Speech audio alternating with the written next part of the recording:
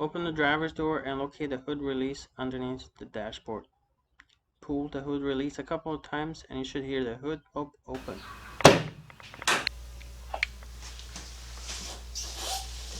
Slide your hand under the hood, and in this case you have to press the release up.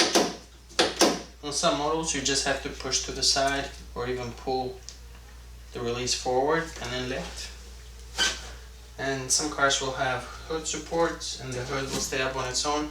In this case we need to use the prop rod and secure the hood open. Now in some cases the hood might not pop open, and what you'll need to do for this, you'll need two people. Have someone pull on the hood release and keep it pulled while you do this. So while you're pushing down on the hood, a friend should pull the release and then keep it pulled out. And once they do that, just simply lift up the hood, so you'll be able to then slide your hand under the hood and open it. That's it. Thank you for watching.